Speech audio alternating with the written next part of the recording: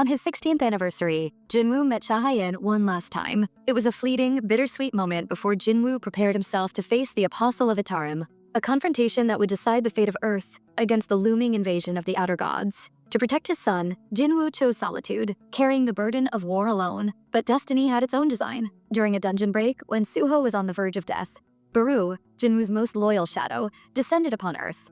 With unmatched ferocity, he annihilated every beast in sight. This was no coincidence. Jinwoo, as the Shadow Monarch, had left behind a final command for Baru: break Suho's seal. From that moment, Suho and Baru stood side by side, harnessing the very system Jinwoo had created to amplify Suho's strength. Meanwhile, far from their eyes, the Apostle of Itarim had also emerged on Earth, slowly regaining his power. Time passed, and the inevitable clash drew closer. In a devastating assault, the Apostle struck Suho with a fatal blow. Yet, at the brink of death, the system activated, transferring Suho into the Shadow Dungeon. There, he awakened to a power unlike anything before: the ability to manipulate shadows themselves. Outside, chaos consumed the cities as the Apostle unleashed hordes of mana beasts, tearing civilization apart. But when Suho re-emerged from the dungeon, everything changed.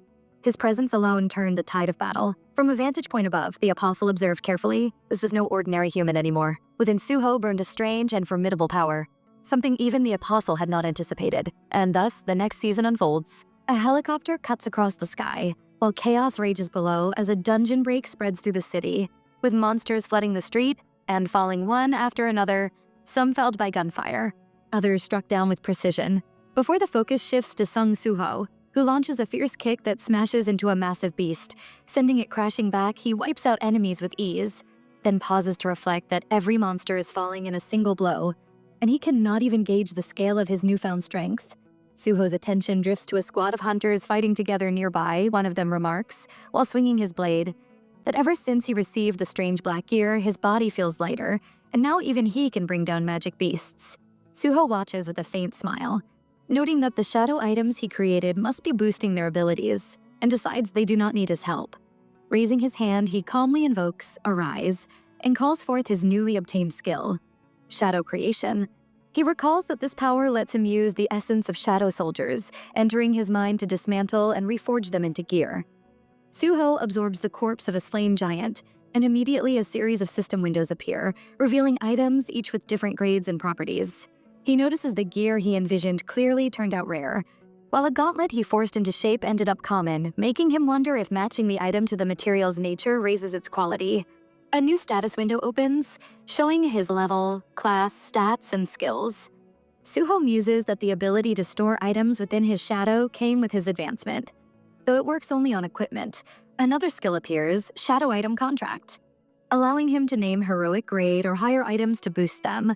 Though restricting him to only equipping that bound item, he ponders its potential, while also questioning the meaning of his class name, Irregular White Shadow, which hardly seems to describe him. As he thinks, more monsters charge in. He readies himself, when suddenly heavy footsteps echo and a figure leaps down, crushing a massive beast with sheer force, landing in a stance. It is Park Dojin. Wearing a confident grin, he moves smoothly, as multiple monsters rush him, then activates his Amplify skill, his hand glowing, before he unleashes a strike that obliterates them in a single motion, leaving Suho and the other hunters in awe. One hunter gasps at how Dojin wiped them all out at once, as corpses litter the ground. Park Dojin locks eyes with Suho, smiling, while Suho looks back, uncertain. The scene shifts to Suho's uncle, Yu Jinho, who is watching the battle broadcast, tears running down his face, as he shouts in relief at his nephew's safety. Beside him stands Chairman Woo Jin-chul, who quietly comments that it is a relief. Then his phone rings. It is Choi Jong-in, asking if he has seen the broadcast of the Black Mask Hunter. Soon, Lim Tai-ji-yu joins the call, dashing across rooftops, insisting that Suho is the same masked figure from before, and vowing to place him under arrest. Jin-chul quickly orders that no violence be used, since there is no proof Suho is evil. But Lim Tai-ji-yu angrily protests, arguing that Suho's hidden face proves his guilt, and accusing him of ties to the Star Powder and the death of Lee Min-sung.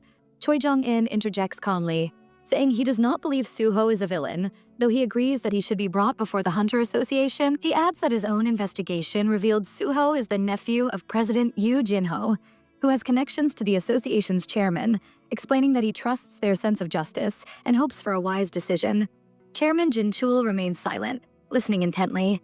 On the battlefield, Park Dojin's phone suddenly rang. The caller was from his guild. He answered with a steady tone, saying, "Yes, Guildmaster, he is standing right in front of me." Suho noticed this and thought quietly to himself, "So this is the man who rose to S rank, but why does he keep smiling at me?" Park Dojin then replied again to the call.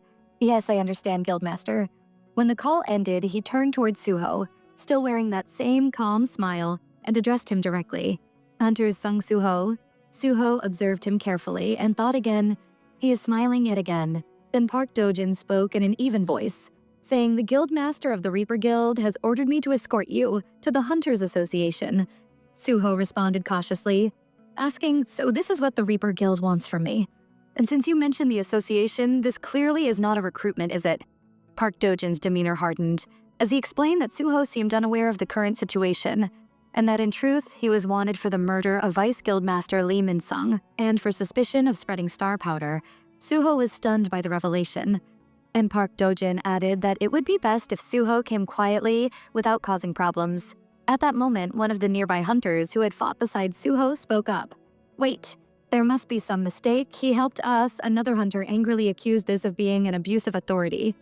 Suho raised a hand and reassured them calmly, saying, "I am fine. Thank you for defending me." Another hunter murmured in disbelief, while Suho then chose his path, saying, "I will go willingly. I had already planned to visit the Hunters Association." Dojin nodded with approval, replying that works out perfectly. As Suho prepared to leave, one hunter remarked in admiration about how he was not only noble, but even gifted them new equipment. Suho suddenly recalled something and began drawing the shadow gear back into his body, as a system notice confirmed that shadow items could be absorbed and stored, then summoned at will. Suho reflected on how convenient this was, while Park Dojin watched intently, thinking the aura around Sung Suho has completely shifted in these few days. What kind of growth has he gone through? Suho asked, "Are you not coming?" Park Dojin thought silently that the danger of the star fragment backfiring had lessened and that he needed more time to refine it before attempting to bend an S-rank hunter to his side. So for now, staying close to Suho was best. As they walked together, another hunter's phone rang. Soon all of them checked their devices, and one exclaimed in shock. "It is an emergency alert. Jisan Prison is in chaos, the facility that holds the worst awakened criminals." The message warned of a massive prison break, with around 500 C-rank inmates escaping, suspected of using illegal stimulants. Nearby hunters were ordered to respond immediately. Another hunter muttered that the stimulants must be connected to the rumored star powder. The words hung in the air, and Suho stopped in his tracks. Park Dojin turned to him and asked with a serious tone, "You are not planning what I think you are." Suho answered firmly, "I need to stop those prisoners." Park tried reasoning that enough hunters would gather, and his presence was not needed. But Suho shook his head, saying, "If they are fueled by star powder, ordinary hunters will not be enough." Park exhaled heavily, realizing the risk, and admitted that if Suho refused the association, it would put him in a difficult position. After a moment of thought, he closed his eyes and decided to let it go, saying, "Let us say I failed to stop you." Even after trying, Suho thanked him sincerely and promised he would still visit the association later. Then, with a single leap, Suho bounded across the rooftops, heading for Yisan Prison. Park Dojin watched him vanish into the distance, before allowing a faint smile and whispering that this was the perfect chance to witness just how powerful Suho had truly become. Sirens rang across the city as chaos erupted at the prison, where inmates clashed violently, some dead, some fighting. The colossal compound with towering walls had one side shattered into ruins. From the shadows, a voice emerged, condemning humanity for their cruelty and their method of embedding mana crystals into the necks of prisoners to kill them. Seated proudly atop rubble near the broken wall was a man addressing the gathering convicts, declaring that ever since the Great Cataclysm, they had only used their awakened gifts to take what they desired. But the Hunters Association branded them as criminals and locked them away. His fist clenched as he vowed revenge, and the prisoners listened closely. He shouted that hundreds of awakened fighters, from D rank to B rank, were assembled here. Their rage built up from years of oppression, and now was the time to unleash it upon the world. He raised his hand and roared the command to trigger a dungeon break. This man was none other than Hwang Dong-suk, the infamous inmate of Jisan Prison and the elder brother of American S-rank hunter Dong-soo.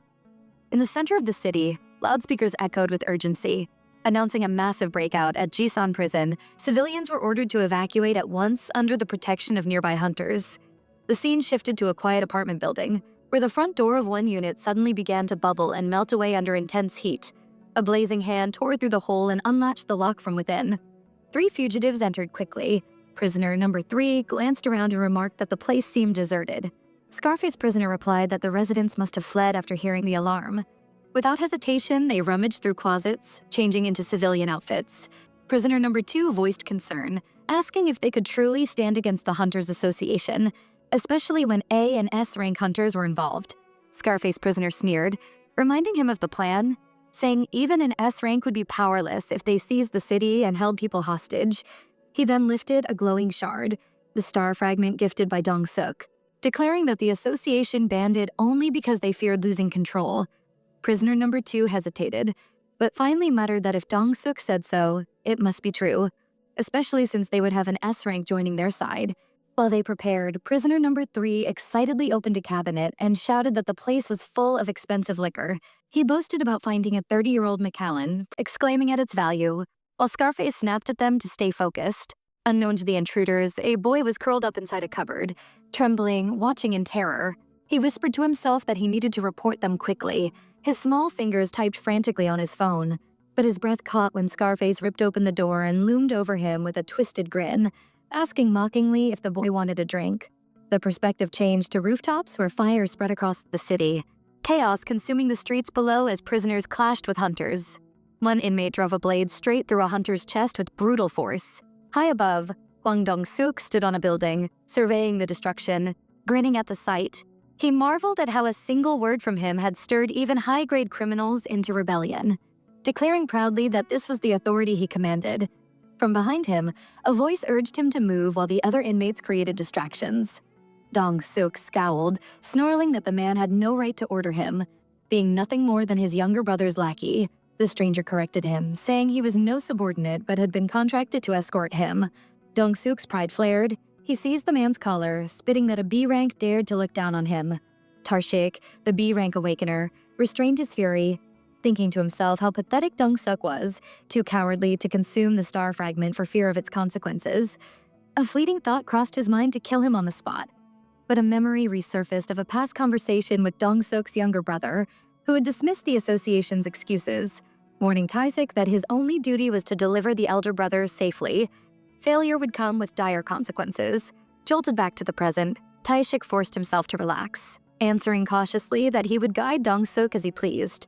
Elsewhere, a helicopter touched down on a rooftop, and from it emerged Chairman Jin Chul alongside Choi Jong-in. Choi broke the silence, remarking that it was the first time since the cataclysm they had been deployed together.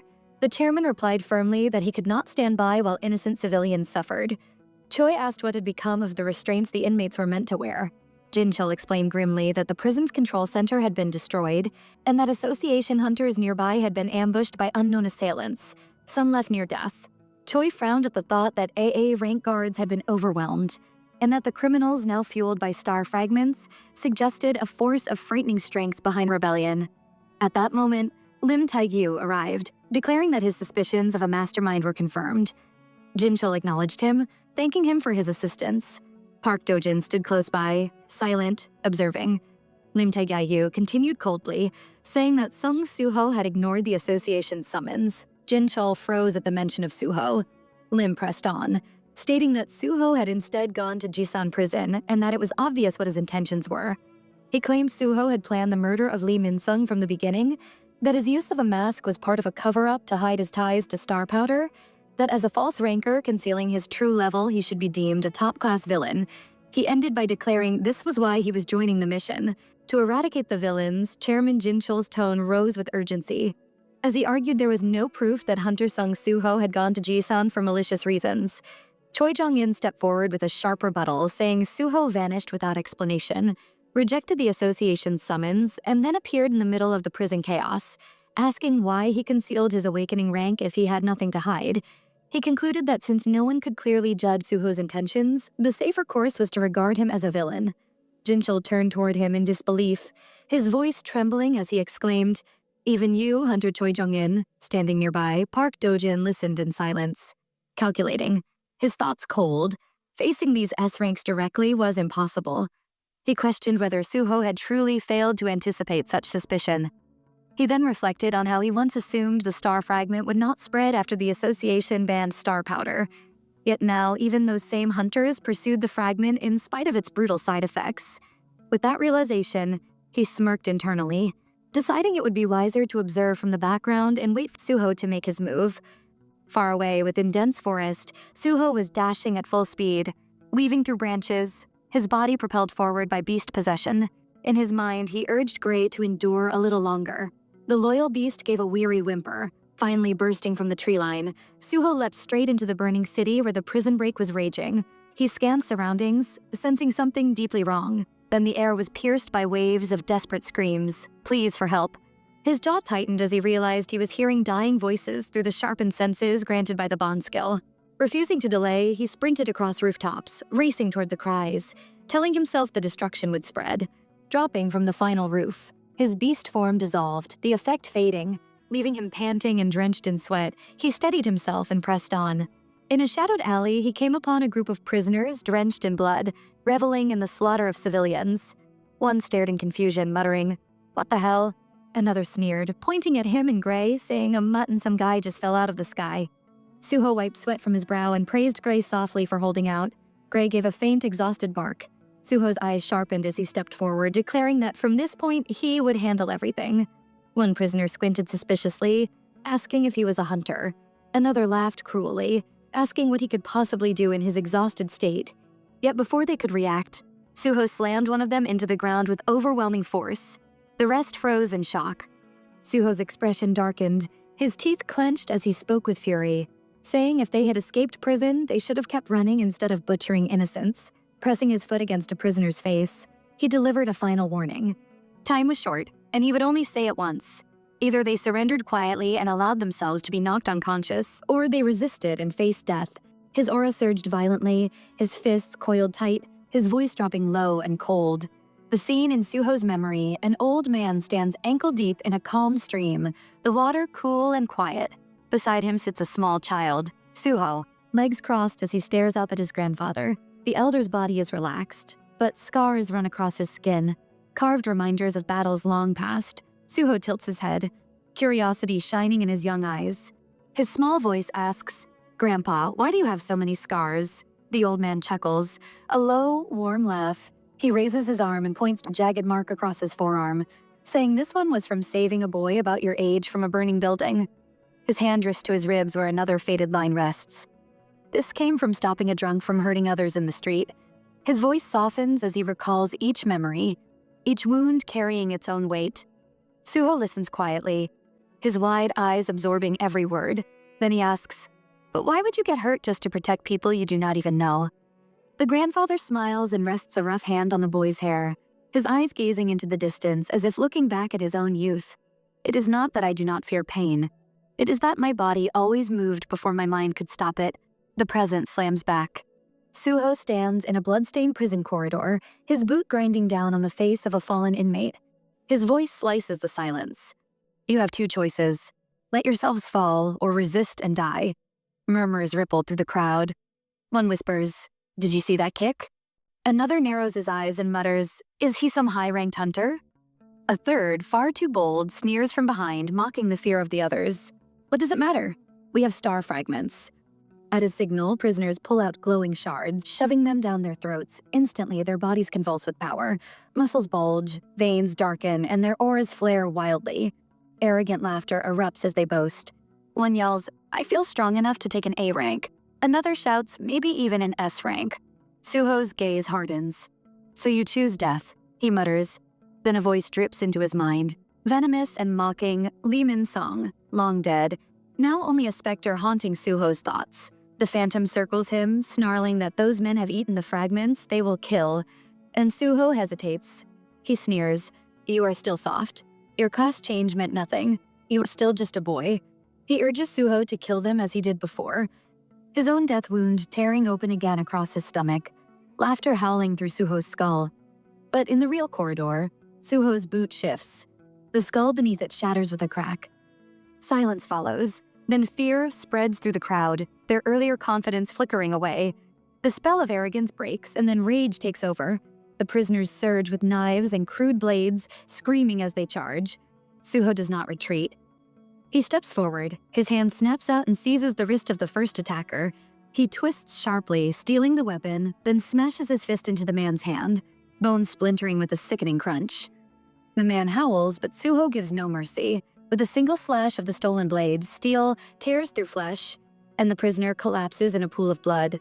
Suho steps over the body without hesitation, eyes locked on the next wave. Hai's inmate stood frozen in terror, hands shaking as his voice cracked. Why can't I see it? I swallowed a star fragment, didn't I? His disbelief lasted only an instant before Suho's fist crashed into his jaw like a hammer. Bone shattered, teeth flew through the air, and the man's body was thrown backward into a wall where he collapsed in agony. Suho advanced, ready to finish him off, but two more rushed from behind, one with an axe raised high, the other slashing with a short sword before either weapon could land. The ground beneath Suho twisted with movement. Shadow spears erupted upward, piercing through both attackers midair, their bodies convulsed, mouths spilling blood as they dropped lifelessly. Just then, a hand touched Suho's shoulder. He turned and saw Lee Min-sung, his long-dead enemy, wearing a calm smile laced with mockery. "You really have changed in such a short time," Min-sung said in a playful tone, stepping closer as if concerned. "Still, you could have just restrained them. Was it really necessary to kill them all? What makes you any different from a beast if you cannot separate humans from monsters?" His cruel laugh echoed as his image dissolved into nothing, his final words lingering. "It seems you are the real monster now." Suho's eyes narrowed. "Baru," he called. From the shadows the insect knight emerged, bowing deeply. "Yes, young monarch," his voice filled with respect. "Devour these villains and search their memories," Suho commanded coldly. "Find out who is leading them and why they chose to attack civilians instead of escaping." Baru tilted his head, concern in his tone. "Young master, are you certain you are all right?" Suho replied evenly. "I am fine," but Baru still pressed. "I understand your desire to protect the innocent, yet should you not be more careful about revealing your true self?" Suho's gaze darkened as his voice hardened. "I came here with the thought of saving people, but the more I saw, the more irritated I became." He knelt beside a fallen hunter, one who had died fighting against the criminals, and closed the man's still open eyes, his words steady yet heavy. "While everyone should be preparing to fight the apostle of the Iterum, awakeners are wasting strength fighting among themselves. If this continues, we will only become a burden to my father." Suho straightened, resolve burning in his expression. "So I will not hide anymore. I will stand openly and unite all forces." His gaze swept over the battlefield as he named them one by one. The bloodlines of monarchs, hunters, villains, artifacts, even magical beasts. "I will gather every ounce of power in this world that can resist the Iterum with my own strength, whatever it takes." Baru's wings buzzed with excitement, his voice almost trembling. "Are you saying you will make the entire world bend before you, young monarch?" Suho cast him a dry look. "Comrades," I said, "comrades." Then his attention returned to the war at hand. "Before any of that can happen, I must deal with the villains here and hunt down the countless criminals hidden across the city. To match them, I will need an army of my own." He raised his hand toward the bodies that lay scattered, both prisoners and villains alike. His voice sharpened into a cold command. "I will not hesitate any longer." His eyes gleamed as he spoke the word of dominion. "Arise." Elsewhere, on the roof of the Ling building, several silhouettes stand in silence, watching the narrow streets below. A camera closes in on the slow-turning wheel of a car as it edges its way through a tight alley between two weathered structures, unaware of the threat above. In the next instant, a spiraling wave of fire descends from the rooftop, tearing down the passage and colliding with the vehicle. Flames erupt in a deafening explosion. Metal twists, glass bursts, and fire devours the car entirely. The figures above remain still, their stolen civilian clothes marking them as fugitives. One of them smirks, muttering, "What bad luck." Another laughs grimly, saying, "Who would be driving here now? Guess they know nothing of what is happening in this city." Within the wreckage, a calm voice cuts through the smoke. An older man asks, "Miho, are you hurt?" The woman replies with steady ease, "This is nothing." The man seizes the scorched door of the car, his voice edged with irritation. No point asking for payment from these animals. He wrenches the door free and hurls it skyward. The chunk of metal slices the air toward the rooftop. One prisoner's eyes widen in shock, recognizing too late what it is. Through the blaze, two figures step forward. The tall man carries a stern, unyielding gaze. The woman moves with the bearing of command. He mutters with annoyance, "What a nuisance. Right in the middle of our trip. She narrows her eyes, answering sharply. At least it happened while we are here. The name of the woman is known across the nation. Baek Miho, Vice Master of the White Tiger Guild. Beside her, the man lets a faint grin surface. If we are late, your mother will never let me hear the end of it. Then his expression hardens, his tone turning to command. Let us finish this quickly. He is Baek Yunho, Master of the White Tiger Guild, an S-rank awakener whose presence alone chills the air around him. In almost no time, the escaped prisoners lay scattered across the ground. Unconscious and broken, Baek Yunho stood beside Baek Miho. The guildmaster turned to her and asked, how many of them managed to get out? Miho answered with calm precision, around 500.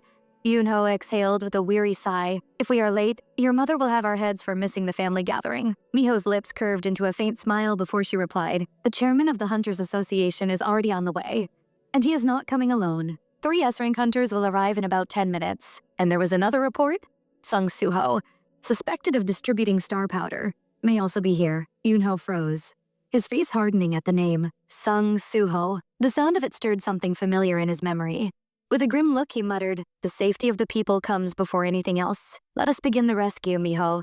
Her eyes gleaming, gave a small smile. This almost feels like the days when you were still a firefighter. Then Yunho's sharp gaze shifted upward, spotting movement on a nearby rooftop. Shadows, unnatural and twisted, danced against the moonlight. Tension crept into his voice. Miho, was there any word of a dungeon break? She shook her head. Nothing like that has been reported. His jaw clenched. Then what is that creature standing over there? The scene shifted to a nearby apartment, where a young woman trembled in terror.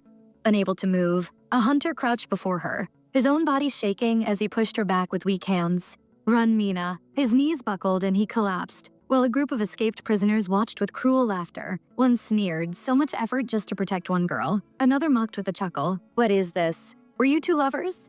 How sweet. The girl's eyes widened, her voice cracked with despair. Young Hyun, she whispered, tears spilling down her cheeks. Enough sniveling, one of the criminals snapped, and then lunged toward her with a wicked grin. Blade aimed to strike her down. Suddenly the air rippled with a dark surge.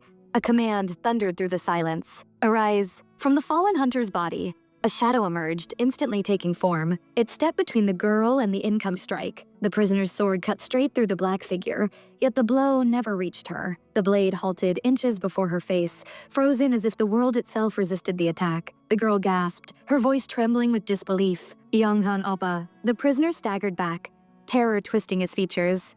The corpse just stood back up. Behind them, another figure appeared. Sung Suho. His voice calm and heavy with authority. You reacted because you wanted to protect her as well? He raised his hand, shadows stirring at his will. I will grant you the strength. Windows of power unfolded before the new shadow, a belt of a Naga warrior, armor for his shoulders. A Naga warrior sword, the dark hunter donned the equipment in an instant, his body brimming with unnatural force. His aura sharp and dreadful. Without hesitation, he charged, his blade cleaving through flesh. Screams erupted, crimson spraying across the walls. Shadows followed, tearing the prisoners apart. Suho remained still, his gaze cold and watchful. Then he raised his hand again. Arise. One by one, the dead convicts fell, only to rise once more as his shadows, bending instantly to his command. His voice rang with authority. Search the city, find every last criminal. The new army dispersed, vanishing into the night, their numbers spreading like wildfire. Baru's insect-like voice echoed proudly. Just as you foresaw, my liege. The shadows multiply. Suho's eyes gleamed with determination. At this rate, the city will be purged of villains. Baru's wings buzzed with manic joy. Behold the greatness of the shadow authority you possess, my king. Suho chuckled quietly at his servant's enthusiasm. You are right. I once thought this power was meaningless, but it is far from it. Baru shrieked with excitement. At last you accept it, young monarch. Suho's expression softened as he glanced at the girl, weeping on the floor. The hunter who had fallen, now reborn as his shadow, sat silently by her side. Suho whispered to himself, almost reverently, what an incredible power. Baru tilted his head. Are you leaving him behind? Suho nodded. Yes, he will fade tomorrow. Let them have their farewell. Baru's tone grew thoughtful. You seem completely different when you face the innocent compared to when you strike down your enemies. Suho gave a low laugh. Was I really so different before? His expression shifted abruptly, his eyes narrowing, a surge of unease rushing through him. A large force of his shadow soldiers had just been destroyed. Baru's voice dropped into warning. I hope you find him soon, the one who orchestrates this chaos. The battlefield shifted into focus. In the distance, a violent clash erupted, as Kang Tai-sik carved through shadow soldiers with ruthless precision. each strike sharp and deliberate, his expression grim and unyielding. Nearby Hwang Dong-suk shouted in frustration as chaos swirled around him. What the hell are these black beasts? I've never seen monsters like this before. His voice rose again, sharp and commanding. Hey, problem solver, get moving and clear them up already. Kang Tae-sik halted for a moment, his gaze cutting back coldly. His tone edged with irritation. This mess would not exist if we had left sooner. Stop whining. After consuming a star fragment, my power surpasses a rank. I will not lose to these weaklings. Suddenly, his eyes narrowed as the creatures before him bent their knees one after another. Confusion flickered across his face. Why are they kneeling? In the distance, Baru's voice rang with feverish excitement. Young Monarch, you struck gold. Suho appeared alongside Baru, their steps steady as they moved in behind Hwang Dong-suk. Suho's gaze locked onto him like a blade. So this bastard must be the one leading the escapees. Dong-suk turned with a mocking smirk. What's a brat like you doing running your mouth with disrespect? He sneered and jabbed a finger toward Suho. So you're the one controlling all of these things. But Suho ignored the provocation, his tone calm and probing. I only want to ask something. Do you know of the apostles of the Iterum as Lee Min-sung did? Dong-suk's expression flickered, yet he quickly raised one hand as if to calm things, while his other hand signaled secretly toward Kang Tae-sik. Whoa, relax a little. If you want to talk, stay back. And yes, I know of the apostle of the Iterum. Tae-sik caught the signal, his mind sharpening. Summoner types always lack physical stats. Cut them off from their summons and they are easy prey. Meanwhile, Dong-suk chuckled nervously. Those apostles of Iterum are basically cult fanatics. Suho stepped closer, unshaken. At that exact instant, Tae-sik burst forward at full speed, his blade aimed for Suho. Yet Suho's movements were faster, his body closing the distance in an instant until he stood before Dong-suk. Tae-sik froze, sweat running down his brow. How did he move like that? Dong-suk's face paled as Suho gripped his shoulder firmly, his eyes shadowed with fury. So you are not tied to the Iterum. Then explain, how did you acquire the star fragments? Why did you attack this city? His voice cut sharper than steel. Dong-suk's mind spun in panic. This kitty is no ordinary summoner. Desperation twisted his face as he blurted, if you harm me, my younger brother will not forgive it. Before he could finish, Suho's hand pressed harder. The bone cracked beneath his grip. The ground beneath Dong-suk splintered as his knees hit the dirt. Suho's voice was ice. I do not care if your brother is an S rank, you will answer me, groaning in pain. Dong-suk stammered, my brother gave me the star fragments. I knew nothing else. Suho's gaze hardened. Then why attack the people here? Dong-suk gasped through ragged breaths. There was no reason. I just wanted to see them obey me. It was amusing. Suho's fury flared, his words laced with venom.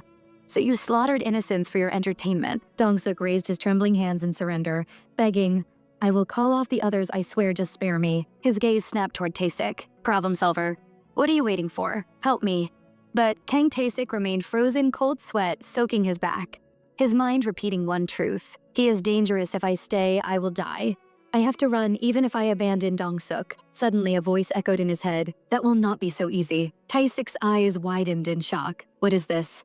High above the city, a helicopter floated through the night. Park Do-jin smirked as his telepathic voice seeped into Tae-sik's mind. Before the S-ranks arrive, I want to see the full extent of Sung Suho's strength. Give in to your impulse, Kang Tae-sik. At that command, a vile surge of energy flooded his body, his strength amplifying. His teeth clenched as he activated his skill. His form vanished from sight, then reappeared behind Suho, his strike tearing forward. But Suho's instinct saved him. He shifted just enough to evade. The redirected blow carved instead through Dong-suk, still kneeling helpless on the ground. Wait, no. Blood exploded as Tae-sik's attack ripped him apart, his body collapsing lifeless. Suho's expression darkened as Baru's frantic voice echoed, Young Monarch, I felt it the energy of an apostle of the Iterum. Suho's fists clenched, his realization sharp. He is manipulating those who consumed the fragments. His eyes burned with renewed resolve as he turned back. Voice steady and dangerous. Good, because I had something to say to you anyway. Before him, 3 faithful shadow soldiers knelt in silent loyalty. As Kang Tae-sik, under the control of the Apostle of Iterum, revealed a cruel smirk and unleashed his blade. With a single strike, the shadows were shattered, and his attacks came one after another. Yet Suho stood unmoving, calm and steady. Only when the blade grazed his cheek did a thin line of blood appear. And in his mind, he acknowledged the assassin-like stealth skill his enemy carried. Thanks to his own sensing skill, he could faintly catch the sound of footsteps. Yet all he could do was dodge. Unable to counter, above them, the Apostle of Iterum watched from a helicopter with sharp eyes, noting that Kang Tae-sik's strength already rivaled an upper A rank, while Suho still could not overcome him with ease.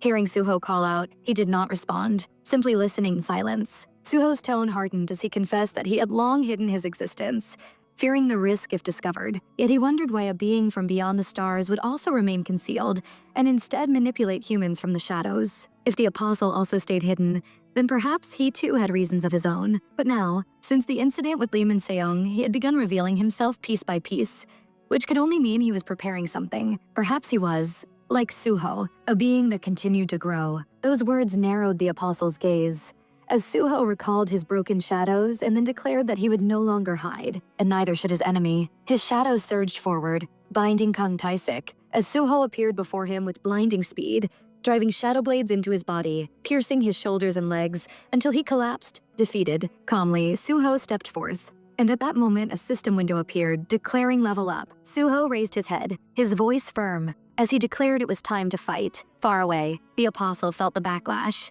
blood trailing from his eye, as Lim Taegyu noticed in shock. Yet the apostle himself turned away, hiding a small smile as he softly muttered Suho's name. Back at the battlefield, Suho extended his hand, commanding rise, and with blazing eyes, he condemned the masterminds of the carnage, demanding they answer for countless lives lost. Before declaring they would now serve at his side, dark energy swirled as he invoked shadow creation, and the fallen screamed, twisting as their forms reshaped into something unfamiliar. When Suho opened his eyes, he found not soldiers but equipment, born from the shadows themselves, a suit of armor and a ring. Astonished, he inspected the ring and discovered it was hero grade, the first he had ever seen. The system revealed its effects, the ability to conceal the wearer's form and erase their presence. And further messages appeared, announcing that the skill shadow item creation had advanced, unlocking hero-grade creation and prompting him to name the item. Shock struck Suho as he remembered the hidden ability of the shadow item contract, which allowed a wielder to name a hero-grade or higher shadow item, turning it into a growth weapon that only its creator could use, increasing its power by 30%. Raising his hand, he calmly spoke the name Kira.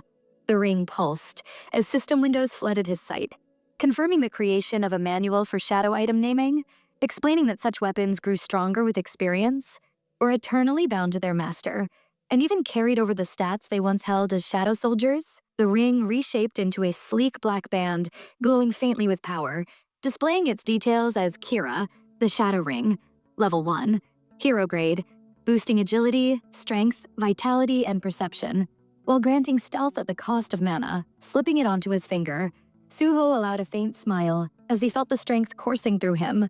Realizing the ring had leveled up already, and with excitement burning, he thought if he could obtain more items like this, his growth would accelerate, and his strength would climb at an even faster pace. He lifted his eyes toward the sky, resolve burning brighter in his gaze. With this new power, he felt certain he could reach his father sooner. The moment shifted violently as a colossal white claw shredded through his shadows.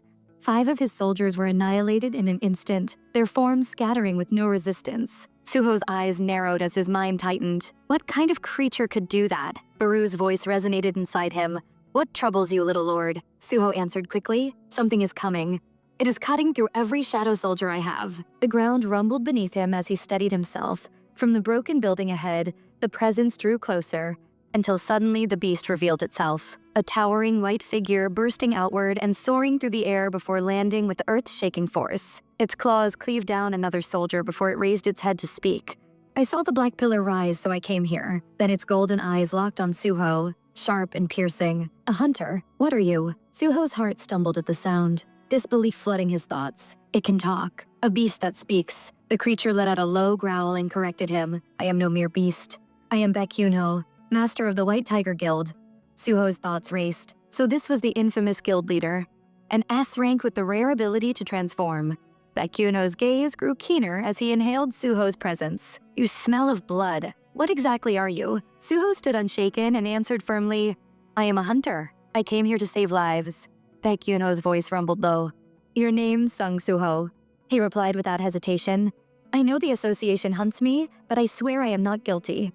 Yunho's laughter erupted suddenly, deep and mocking. So you are that one. Bold to admit it with no fear. His tone hardened. You were accused of spreading stardust. Our own guild lost comrades to that cursed drug. One massive claw lifted, the sharpened nail brushing dangerously at Suho's throat. If you claim innocence, how will you prove it? Suho moved calmly.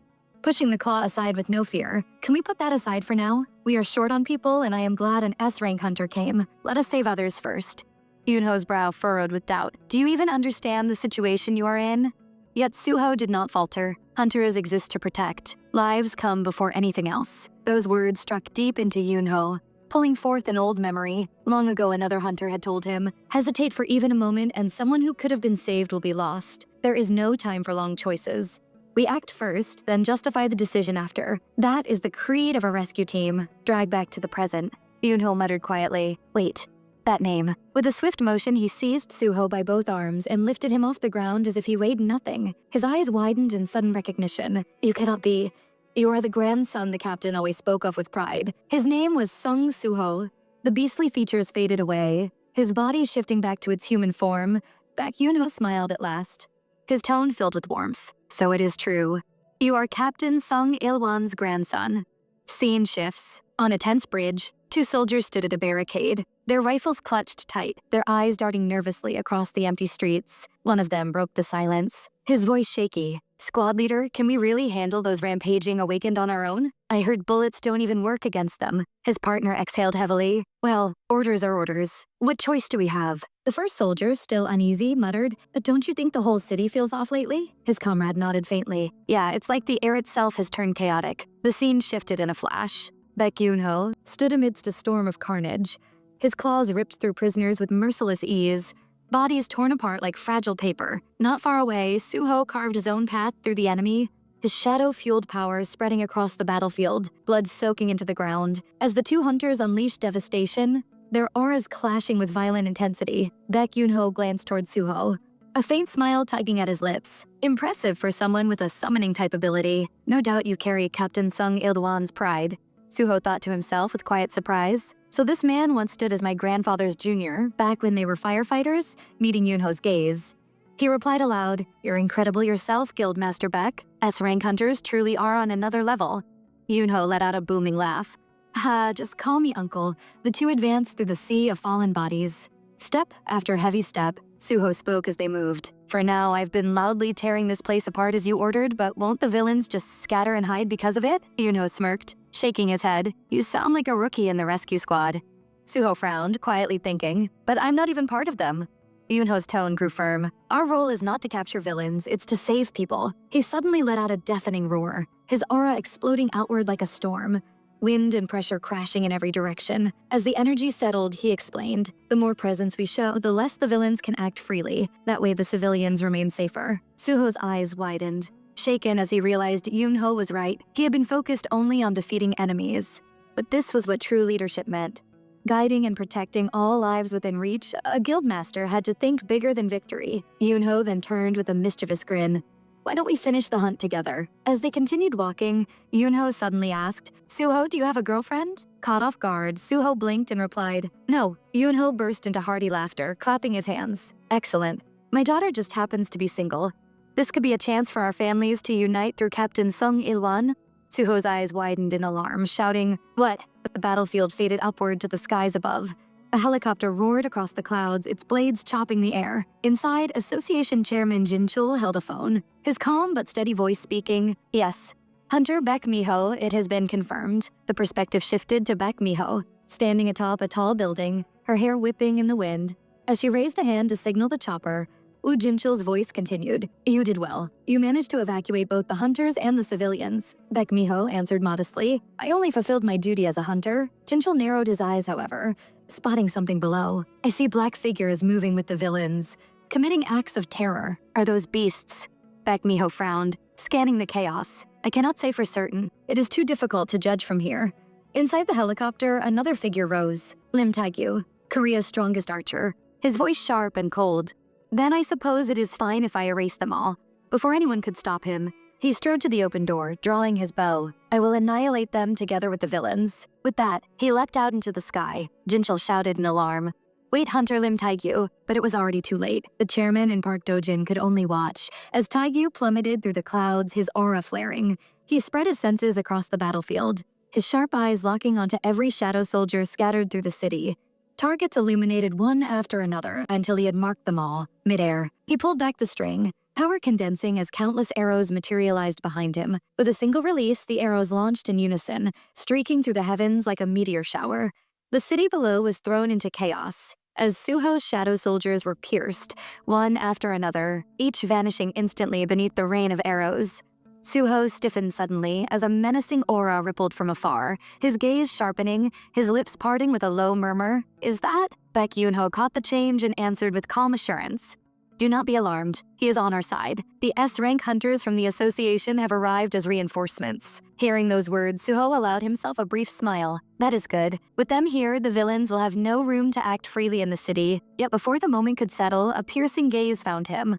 High above, Lim Taegyu's eyes glowed with wrath, his voice carrying venom. "I found you, Sung Suho." His pupils narrowed as his hatred poured out. "If only you had not spread that cursed star powder." Without pause, he raised his bow and loosed an arrow. The deadly strike whistled through the sky straight towards Suho. Though Suho sensed it closing in, he did not move. But before it could reach him, Baek Yoonho stepped forward, his hand clamping down and seizing the arrow barehanded, strength alone stopping the lethal shot. Lim Taegyu descended then, landing lightly upon a nearby roof, leaping rooftop to rooftop until he reached the ground before them. His glare burned at Yoonho. Hunter Baek Yoonho, stand beside a criminal. The arrow in Yoonho's hand dispersed into light, showing it had never been physical. Yoonho raised his hand to de-escalate. "There is a misunderstanding. Let us discuss this properly." But Taegyu's tone cut like steel. There was a chance to talk. He ignored the summons, fled from the association. Sung Suho is no hero. He is a villain. Yoonho's eyes narrowed, voice tight frustration. "Calling him villain out of nothing. I know you are shaken because of Lee Min-sung, but Suho has been saving lives." His words halted as an arrow streaked past his face, so close it burned the air. Taegyu's suspicion dripped from his words. "Suho, what is your connection to Baek Yoonho?" Silence gripped the air. Yoonho did not answer. Instead, his aura burst outward, his frame shifting as muscle swelled and fur sprouted. With a roar, he took his tiger form. His voice thundered. "It seems words will not reach you. I will calm you myself."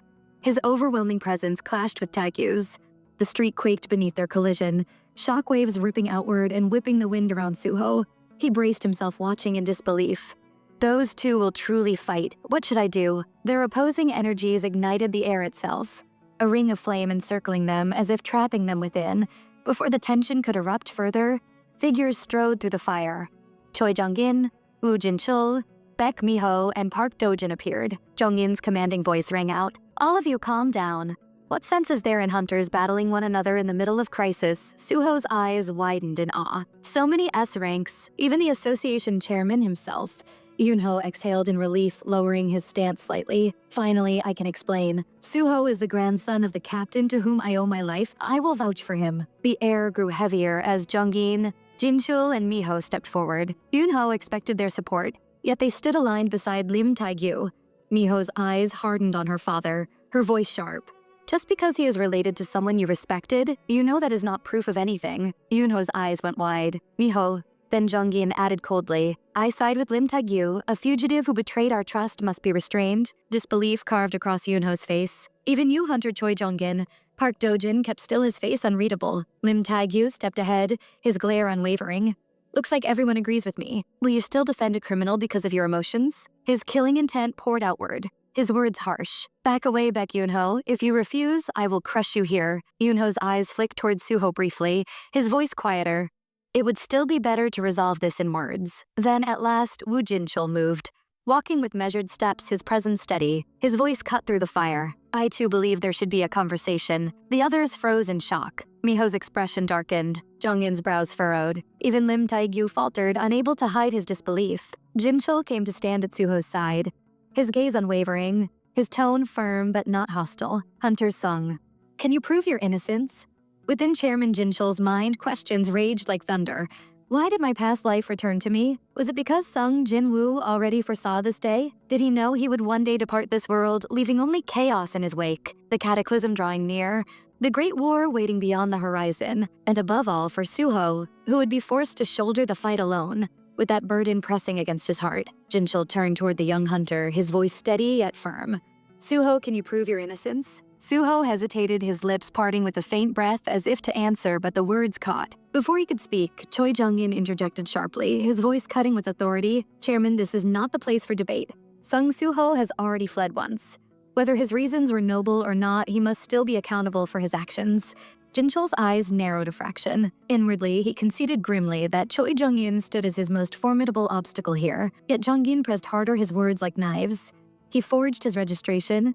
He appeared wherever star powder surfaced, and most damning of all, he killed Lee Min-sung. The weight of the accusation crashed down upon Suho. His chest tightened, his breath shuddered, and his eyes widened in disbelief at the cold bluntness of it. Then Lim Taegyu's voice rang sharp and final.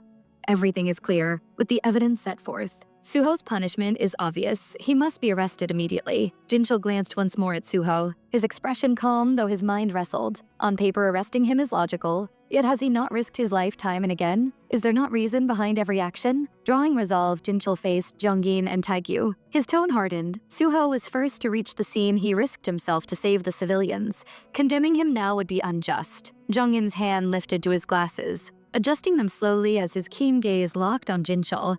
Disbelief burned in his thoughts. I had known Chairman Jinchul for years, yet never once has he stood so firmly on the wrong side. Can he not see? Lim Taegyu is already on edge, ready to strike. Or perhaps there is something deeper. Could it be the chairman is truly shielding Sung Suho? Even if it means opposing the Reaper Guild. The air between them grew unbearably tense every second, pulling toward an inevitable clash. Then Suho's voice broke through. Stop. There is no need for you to fight. At once, a surge of black aura erupted from him, violent and vast, spreading outward like a storm. The gathered hunters froze, eyes widening at the sight. With unwavering calm, Suho declared, I will prove my innocence, though my method may not be gentle. Jinchul's face blanched, and his voice rang out in alarm. Wait, Suho. But it was already beyond reach. Taegyu's bow was drawn, his jaw set with fury. Did you think I would allow another escape? The string snapped, the arrow roared forward, piercing straight into Suho's chest. Yunho's cry broke the air, his voice torn with horror. Before anyone could act, Suho's shadows erupted, lashing forth in violent retaliation. A spear of darkness tore through Taegyu's abdomen. The archer staggered, frozen in shock, as his eyes dropped to the jagged shadow arrow buried deep in his body. Then it struck him. A torrent of memories cascaded through his mind, visions of another life where he fought beside Jinwoo, of wars waged against otherworldly beings, of bonds forged through fire and sacrifice. His knees buckled as he collapsed, trembling, tears burning his eyes as the forgotten past consumed him. Voices rang in the background, shouting his name. Meanwhile, Suho swayed, blood flowing freely from the arrow embedded in his chest. Baru's voice echoed desperately from the shadows. Young Monarch, do you truly intend to awaken their memories as well? Suho's vision blurred, but his thoughts cut sharp. If hunters who once lived through my father's age remember their truth, then they will finally hear me. They will understand. And for that to happen, Choi Jong-in must awaken too. Teeth clenched as he launched upward into the air with explosive force. Jong-in's eyes widened in shock as Suho rose above him, fists drawn back, ready to strike. Yet the seasoned hunter reacted in an instant.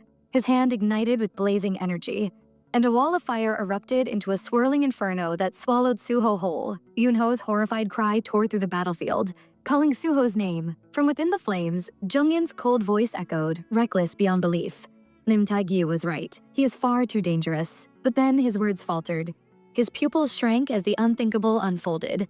Suho burst through the sea of fire, scorched and bleeding, but unyielding. His desperate thought echoed inward. Please let this reach him. As his fist drew closer, two figures intercepted. Baek Miho and Park Dojin struck him from both sides, their kicks slamming into his ribs with brutal force. Blood burst from his mouth as the blow rattled his body. Yet even as he staggered, his shadows had already moved. A shard of darkness shot forward, embedding itself deep into Jong-in's chest. The fire mage froze, his body trembling as a flood of memories crashed into him. Visions of another life, of fighting beside Sung Jinwoo, of wars that tore the sky, of bonds forged in pain and sacrifice. Knees buckled, he dropped to the ground, hands shaking as tears slid down his face. Miho's shocked voice called for him, while Suho collapsed, bleeding onto the dirt, one hand clutching the wound in his chest. His voice low but steady. I have done all I can. Now I can only wait. Miho cursed him and prepared to strike. But before she could, Taegyu staggered upright, clutching his abdomen, tears streaming as he muttered, What is this? A skill? No. It feels like something I had once known and forgotten. Jong-in too rose, his voice quivering. I cannot believe it. I carried such memories and never knew. How absurd. Tears fell freely as he turned toward Suho. Speak to me. What did you do to us? Suho met his gaze steady despite his pain. What a relief. At last we can speak. Those are not illusions. They are the fragments of your lives before the world was reset. Jongin's eyes narrowed sharply. Reset. Suho answered firmly. This world was once wiped clean and restored. That reset is the reason peace lasted until the cataclysm arrived. Jongin pressed further. Then this reset. It ties to Sung Jinwoo, does it not? Suho allowed a faint smile. The moment your memories returned. You connected it to my father. Truly remarkable Hunter Choi Jongin. His voice grew heavy with pride and sorrow. I know little of my father beyond what I have witnessed. He carried everything alone. Even now he fights in the void, holding back an invasion from beyond the stars. I have battled the infiltrators to lighten his burden. Taegyu clenched his fists, his heart swaying. The words sound unbelievable. Yet deep within, I understand them. Jongin trembled as the memories swelled. If what I see is true, then Suho's claims cannot be dismissed. At that moment, Chairman Jinchul stepped forward, his voice steady. Everything he has said is truth. I too retain memories of my past life. They are the reason I built the association so swiftly when the cataclysm began. Let us hear him out. With the tension broken, Suho began to explain. He spoke of the outer gods known as Iterum, of their apostle now hidden on Earth, of the stimulant called star powder spread to weaken humanity. Jongin's face grew grave as he muttered, then every incident we have faced. Taegyu finished his thought. They were the work of these Iterum. Suho nodded. Yes, all of it stems from the apostle. Taegyu clenched tighter. Then Lee Min-seong's death too. Suho meanwhile drank a potion. Steadying himself, Jinchul demanded, why keep silent until now? Suho lowered his eyes. If the apostle learned of me, I would be my father's weakness. I stayed hidden until I grew strong enough. Jinchul's eyes narrowed. Then you too can grow by leveling, like Jinwoo.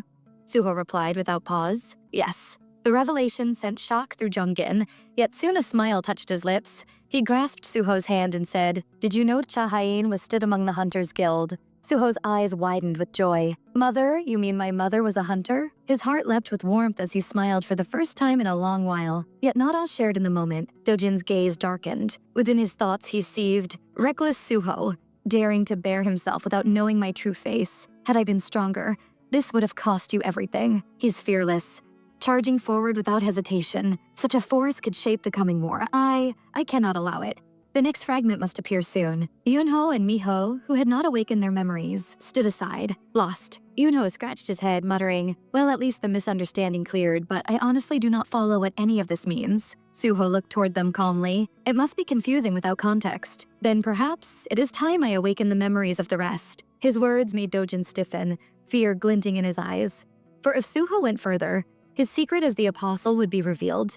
Suho stood at the center of the hunters, his calm presence drawing every gaze to him. A faint curve touched his lips as he spoke, his tone steady and commanding. Before moving forward, it would be wise to confirm the memories of everyone here. Don't you agree? The atmosphere shifted as a ripple of unease ran through the group. From the depths of his shadow, Suho summoned an item, a black key that shimmered ominously, its surface faintly glowing with darkness. He lifted it, his expression unreadable. It's time.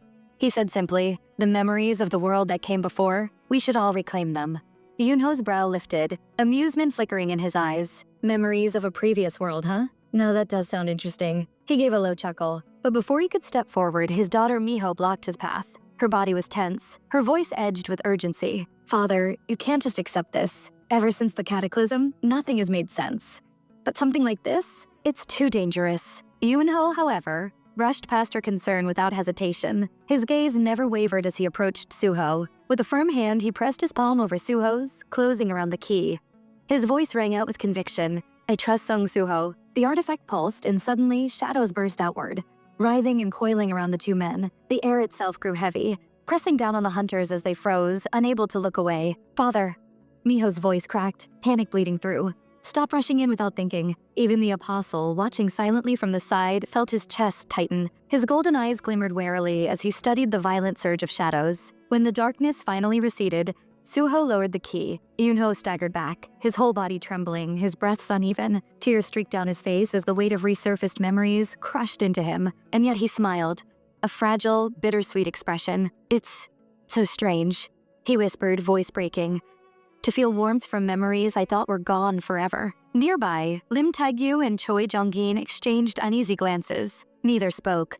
Miho, however, stood frozen, her face pale, her lips parting soundlessly. She wanted to deny what she was seeing, but her father's shaking form left no room for disbelief. At the edge of the circle, the apostle's thoughts churned. This isn't good. If the key really restores what once was, then my existence will be exposed. I'm not of this world. It won't work on me. If they test it, suspicion will fall immediately. Do I abandon everything and wage war now? No. With my current strength, even an army of followers would burn out like the prison riot. I must be careful. Miho's voice cut through his thoughts. She took a hesitant step toward Suho, fists clenched, her chin raised with newfound resolve. Then, let me try. Ease it on me. Suho nodded. Seconds dragged by before she blinked rapidly and pressed a hand to her forehead. Nothing, she muttered flatly. No memories.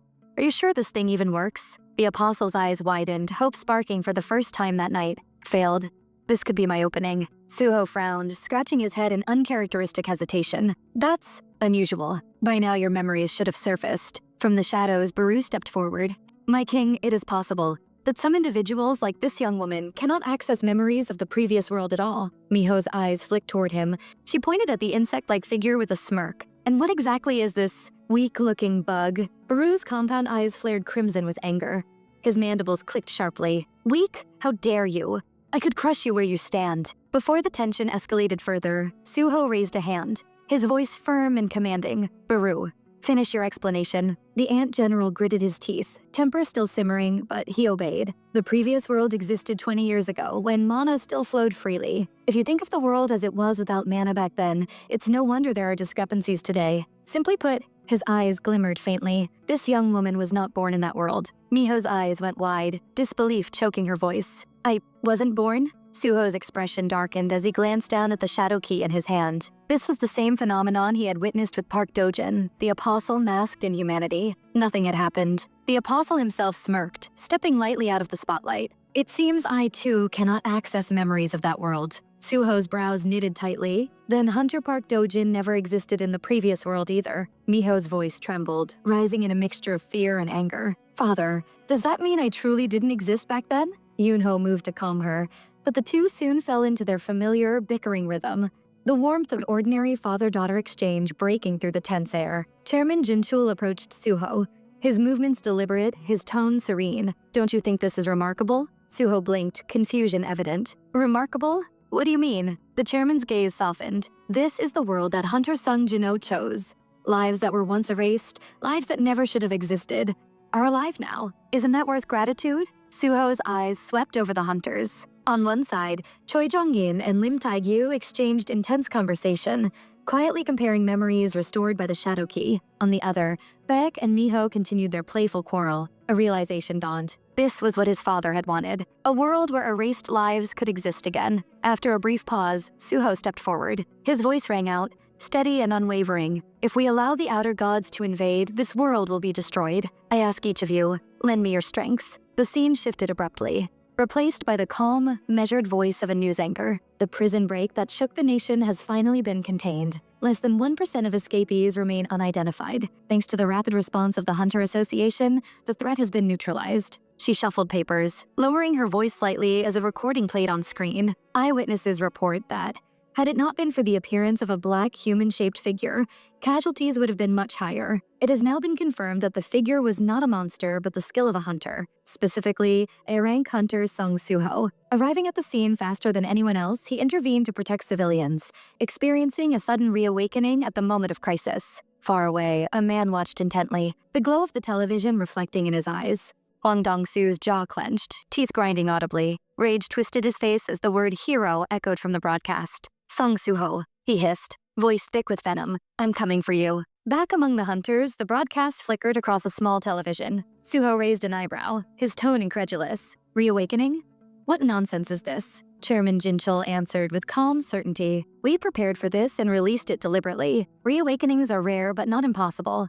The public will understand. Choi Jong-in, adjusting his glasses, let out a weary sigh. I no longer wish to hide. Surely you aren't planning to declare yourself as a growth hunter publicly? A being that defies natural law invites only chaos. People judge based on fear, and a regular's existence will breed nothing but resentment. Suho's jaw tightened, tension settling across his features. But Choi Jong-in didn't waver. Sung Suho, Choi began.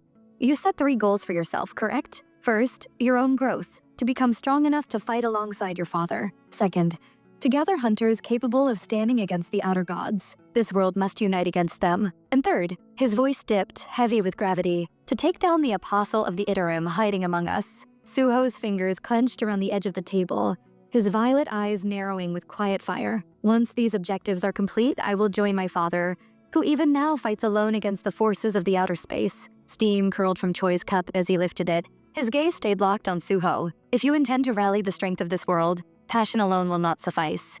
You must consider how others perceive you. Every word, every action, each will influence the hearts of those around you. Success depends on more than just power. Suho froze, Choi's words echoing in his mind. He's right. I can't argue with that. He raised his head, eyes meeting Choi's. Are you offering to help me then? Before Choi could reply, Baek Yoonho's hand slammed onto the table. Of course, Yoonho said, pride swelling in his chest. You are the grandson of Captain Sung Il-won and the son of Sung Jin-woo, the very blood of humanity's protectors. But more than that, it is your deeds that inspire me. From this moment onward, the White Tiger Guild will stand with you. Choi adjusted his glasses, voice steady but resolute. Even Jin-woo himself struggled against the Iterim. I cannot claim to know how much I can contribute, but I will not stand idle while the earth falls. You have the support of the Hunters Guild as well. Woo Jin-chul, silent until now, clenched his fists at his sides. With the back and Choi's allegiance secured, all eyes shifted to Lim Tai-gyu of the Reapers Guild. Lim remained seated, arms crossed, face unreadable. Tell me, Lim said, his voice cold, was it truly you who killed Lee Min-sung? Baek's temper flared instantly. Why bring this up again? He snapped. Suho lifted a hand, calm but commanding, halting the argument. Yes, I did it. Lim's gaze sharpened, unrelenting.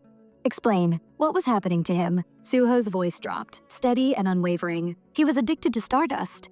And worse, possessed by the apostle of the Iterim. And why did you approach him? Suho replied, I confirmed that he was cooperating with the Iterim. I needed information. Lim lowered his gaze, thoughts heavy. I already know you bear no blame, Suho. So why am I even asking these questions? Suho's tone cut through the silence. Perhaps, Hunter Lim, what you truly wish to know is his final moments. Lim's eyes widened, caught off guard. Suho spoke quietly, with a weight that hung in the air. At the very end, Lee Min-sung was smiling. Lim's expression twisted, disbelief etched across his features. Smiling? Yes, Suho affirmed, unwavering. I do not know if it was exhilaration or the emptiness of letting go, but it was bitter. Unmistakably so. One thing is clear, he never lost himself, even until the very end. I must admit, that man left a mark on me. Lim closed his eyes, hand covering part of his face, letting out a long, measured sigh. Lee Min-sung, ever the same selfish egotist. Yet the Grim Reaper Guild will cooperate with you, Suho. Woo Jin-chul's lips curved in the faintest smile. One by one, the three great guilds had pledged their support. Not for Suho's lineage, but for the sincerity that radiated from him. Though he was not Sung Jin-woo, there was something in him reminiscent of those days when hunters stood united, fierce and unyielding. Suho straightened, throat tight, voice steady as he faced the room. Then allow me to explain the plan moving forward. First, the hunters froze, eyes wide as Suho revealed the first step of his strategy. Shock rippled across the room.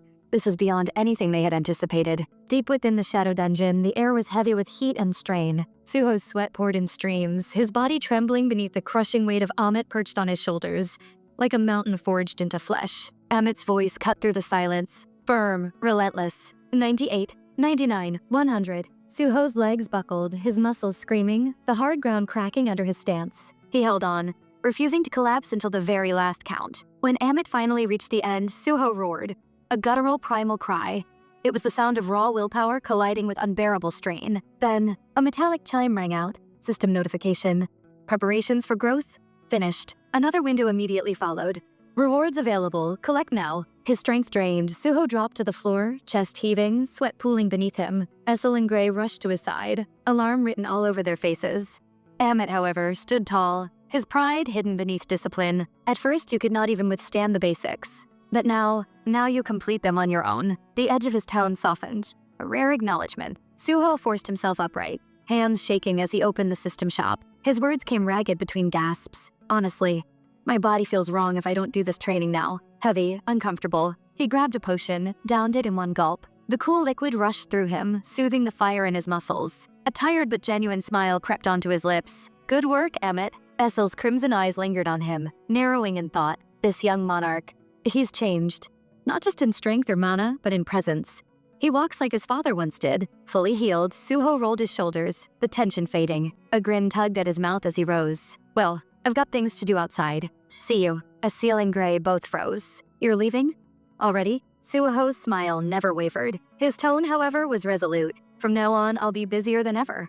I plan to remove a field-type dungeon. His mind replayed the meeting from the day before. To stop more star powder factories, I asked the Hunters Association to work with me. Together, we'll clear every field dungeon across Korea. Essel's eyes widened. And their answer?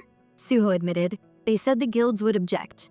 Shrugging lightly. So, I gave them a condition. In exchange, they promised cooperation. A gate swirled open beside him, its black energy pulsing. Suho gave a small wave. Now, it's on me to fulfill that condition. Essel stepped forward eagerly. Then let me join you. You'll call for us, won't you? For a heartbeat, her hopes soared. She imagined herself fighting beside him. But Suho's last words shattered that hope in an instant. I'll call when I need you. The gate sealed shut, leaving Amit, Essil, and Gray staring at the empty space, shock freezing their expressions. The scene shifted. D-rank field dungeon. Kachisan field. Miho's voice sliced through the mountain air, sharp with contempt. Hey, what are our guild masters thinking? Handing every field dungeon over to one hunter? Do they realize what that means for guild profits? From behind, Hunter Sung Ki-hoon asked, curious. And who even is this Suho? Miho's glare sharpened, her voice colder still. They didn't even send A ranks, or S ranks, to clear this, just dragged us along to fill empty spots. Ki-hoon only smirked, his eyes glittering with intrigue. Still, a hunter who can strike mud and haul all alone? Aren't you at least a little curious? Itch. Miho clicked her tongue, hiding the storm inside. Exaggerations. Lies. And yet, even father believes these so-called memories of the past world. How could he trust so easily? Ki-hoon's thoughts, however, were sharper. A hunter who can level up? Let's see if Choi Jong-in's words hold any truth. At a distance, the apostle stood silently. His golden eyes narrowed, his presence heavy. Saying nothing, yet speaking volumes. Then a deafening roar tore across the mountainside. The ground buckled beneath their feet. Miho's eyes went wide. An earthquake? Before she could finish the thought, Ki-hoon muttered almost to himself. It hasn't even been an hour since he entered. Their skepticism shattered moment later. From the dungeon's gaping entrance, Suho appeared.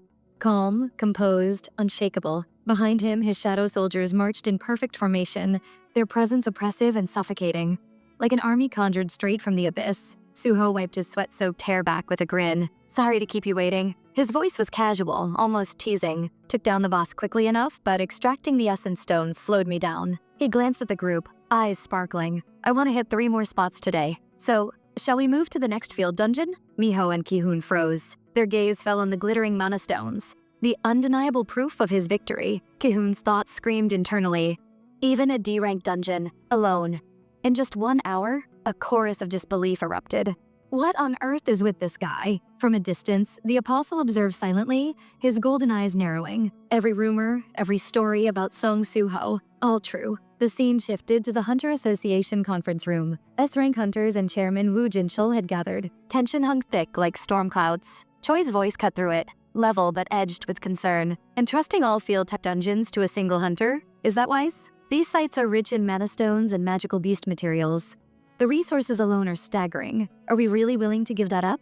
A sudden burst of laughter broke the tension. Baek Yoonho clapped Choi on the shoulder, joking, Choi, you really are the living embodiment of greed. But the laughter faded, replaced by grave contemplation. If the Atarim destroy the world, Baek continued, what use are stones, money, or hoarded wealth? Everything becomes meaningless if the world burns. Choi glanced at Lim Tae-gyu. Yet, still, I admit I was surprised. Who would wager so boldly on handing over their dungeons? Especially the guild with the largest stake? Lim's expression remained stone cold. Those field-type dungeons were the source of star powder factories. I'll do whatever it takes to eradicate that stimulant. The same one that ruined Lee Min Sung. Choi's jaw tightened as an older fear crept back into his mind. Memories of monarchs and invaders they had faced long ago. But what if the threats outside our world are comparable in scale to the monsters we battled then? Can we truly stop such entities? Even Baek's posture shifted, his head bowing slightly under the weight of past memories. The overwhelming power gaps still vivid in his mind. Chairman Woo Jinchul's voice cut through the unease, steady and commanding. You worry too much. This isn't something we can evade. If it's Suho, he can handle it. He continued, addressing the political reality. Abolishing guild ownership of field-type dungeons will spark backlash. Convincing hunters like Miho or Park Dojin, those without memories of the old world, will be extremely difficult. They won't simply believe in invasions from beyond our world. Suho's eyes narrowed, determination hardening like steel. His thoughts were bitter, but focused. Woo Jinchul's voice rose again, deliberate and weighty. There is one path. One way to make them listen. He began reciting names with precision, as though mapping the world's power in shorthand. Thomas Andre, USA, Liu Zhikang, China. Siddharth Bakan, India. These are outliers. Hunters whose power rivals entire nations. People rally behind individuals like them. Authority, respect, influence. It becomes magnetic. The implication struck Suho like a physical blow. If he could rise to national prominence, his influence would not be moral alone. It would be irresistible. The weight of the idea settled on him. Chairman Wu's words were not idle. They were a blueprint, a challenge, and a promise all at once. Suho clenched his fists, his resolve burning. 1 month, he whispered, voice cold and unwavering. In 1 month, I'll be powerful enough to convince anyone I need to. I will become a force they cannot ignore. Back in the present, Chairman Wu Jinchul's tone shifted, crisp and businesslike. For now, focus on the battles ahead. With that, he swung open the massive doors leading to the assembly hall. Choi Jong-in, Lim Tae-gyu, and Baek Yun-ho trailed behind him. Beyond those doors, the room was alive with quiet tension. Representatives from every major regional guild waited. Azure Cloud Guild from Yongseo, Lava Guild from Yeongdong, the hosed region's contingent, and Daecheong Guild. The air hummed with the silent calculation of risk, reward, and authority. As Wu Jinchul stepped into the crowded hall, his thoughts were focused and resolute. We have to do this for Suho's growth. At the same time, in the field-type dungeon, Suho's path had been relentless. For 2 straight days, he tore through dungeon after dungeon, alone. His fists and shadows carved paths through swarms of insects, goblin raiding parties, and monstrous centipedes that would have shattered even the strongest raid teams. Every victory did more than clear the dungeon. Mana flowed through him more naturally with each battle. When Suho finally emerged from the last collapsing dungeon, his shadow soldiers trailing like a disciplined phalanx, the observers couldn't believe their eyes. Gihun leaned toward Miho, voice barely above a whisper. Is this really happening? Miho's eyes mirrored his shock. Over just 2 days, Suho had conquered 8 dungeons, 2 D ranks, 4 C ranks, 2 B ranks, single-handedly. And with every dungeon cleared, his mana had grown stronger, sharper, more refined. So he does exist. A hunter who truly grows stronger. Suho's gaze lingered on his shadows, feeling their obedience deepen as his mana rank climbed. The control that once required effort now felt natural. From behind him, Baru stepped forward, curiosity barely contained. Do you really think your mana can rival S-rank Hunter Park Dojin? A faint, knowing smile curved Suho's lips. I already know. Hidden in plain sight, the Apostle's golden eyes narrowed, restless. Power rising this fast, so quickly, was a danger to every plan he had. His fragment needed to arrive soon, or Suho's growth would tip the scales irreversibly. Night fell. Suho returned home, exhaustion tugging at his limbs, but his spirit burned with purpose. The moment he stepped into the hall, instincts flared. A presence. Someone was here. Hwang Dong-su sat before him, unnervingly calm, with Suho's family in his hand, his voice dripped with venom. What a shame. If your family had come first, they would have suffered the same miserable fate as I did. His aura pressed outward, dense and suffocating, and then his lips twisted into a grin that was anything but friendly. You're finally here, sung Suho. The shattered photo frame lay scattered across the floor, glass shards glinting under the crimson light, their faces crushed beneath Hwang Dong-su's boot. The S-rank hunter twisted his heel slowly, savoring the sound. His laughter, cold and sharp, filled the silent room. What a shame, his tone dripping with mockery. If your family had arrived first, I would have had some real fun. Suho stood frozen, his eyes shadowed beneath the red glow. The warmth drained from him, replaced by a hard, unyielding calm. He knew this man. Hwang Dong-su, the S-rank awakener Wu Jinchul had warned him about. Younger brother of Hwang Dong-suk, the one behind the Jisan prison incident, some whispered Dong-su had helped orchestrate the escape himself. And now, with his brother gone, he had turned his fury towards Suho. Did you come for revenge? Suho asked quietly, his voice cold. Save your anger. I didn't kill your brother. Kang Tae-sik did. Dong-su's smirk deepened, amusement flashing in his eyes. You even know that name? Not bad, he chuckled. Revenge? Don't flatter yourself. I'm here because someone ruined my plan, and that pisses me off. Suho's gaze hardened. You're beyond saving. If you want to fight, let's take this somewhere else. A pulse of killing intent burst from Dong-su, red and heavy. The air itself seemed to burn. Why should I? He sneered. Suho drove his fist into the wall beside him. The concrete split with a deafening crack. Alarms blared, flooding the room with flashing light. In 5 minutes, he said, his tone steady, security and hunters will be here. Still want to stand around? For a moment, silence stretched between them. Then Dong-su laughed, low and dangerous. You've got guts, brat. The city's edge was quiet beneath the moonlight. A half-built tower rose into the sky, steel beams cutting through the fog. The two S ranks stood opposite each other in the open skeleton of the building, the night wind howling through the empty floors. Dongsu rolled his shoulders, cracking his neck as he spoke. So it's true. You reawakened. What's your new rank? S? Maybe higher? I won't know until I'm tested, Suho answered. His eyes didn't waver. But first, tell me how you got the star fragments. Dongsu laughed, the sound echoing through the hollow space. Star fragments? You need a boost already? Weaklings use that junk. Suho's expression didn't change, but his thoughts tightened. So he isn't supplied by the Apostle of Atiram. That means his source is separate. Dongsu slid his glasses down slightly, revealing eyes glowing faintly red. You're just another lucky kid who reawakened, he said, but let me remind you. His aura exploded outward, heat rolling off him in waves. Not all S ranks are equal. The weight of his power hit Suho like a storm. Every instinct screamed at him to back away, but he didn't move. His fingers curled into fists. Good, he murmured. Then let's see how far I've come. He lunged forward. Shadows surged at his feet, wrapping around him like living armor. His punch tore through the air with brutal speed. But Dongsu moved faster. His foot struck the ground, the impact detonating like an explosion. Concrete erupted upward, a jagged wall of debris crashing into Suho mid-charge. The force threw him back, pain stabbing through his ribs. When the dust settled, Dongsu was still smiling, his eyes glowing brighter. Trying to brawl with me? He said mockingly. You're a summoner. Don't waste my time. Bring out your shadow creature. Before Suho could react, Dongsu blurred forward. His fist slammed into Suho's stomach, the impact loud as thunder. Suho's body lifted off the ground and smashed into the wall behind him. Cracks spiderwebbed through the concrete as dust and rubble rained down. Suho hit the floor. His legs trembled beneath him, threatening to buckle. But he forced himself upright. Before he could even steady his breath, Dongsu was already upon him. The sheer speed of the S-rank warrior was blinding, like a predator striking before the prey even realizes it's being hunted. Dongsu's shadow fell over him, and in a heartbeat, his leg came down in a crushing stomp. The ground shattered under the force, concrete splintered, chunks flying like deadly shrapnel. Suho barely leapt back in time, feeling the tremor through his bones.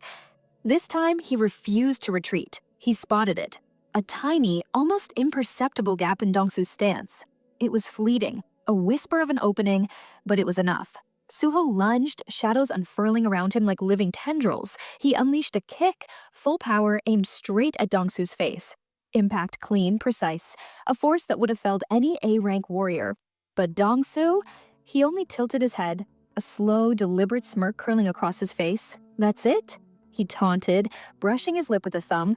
Just a tickle. Before Suho could even regain his footing, Dongsu's fist shot forward, a lightning strike of brutal strength.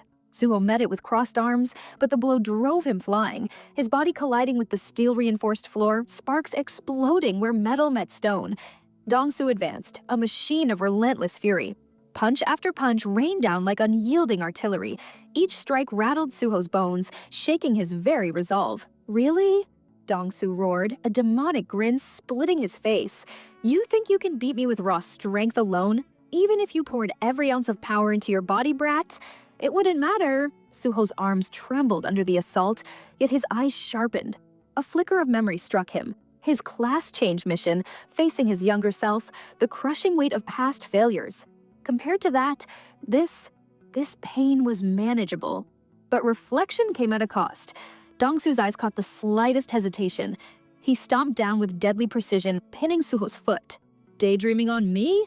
Dongsu snarled, the grin twisting into something feral.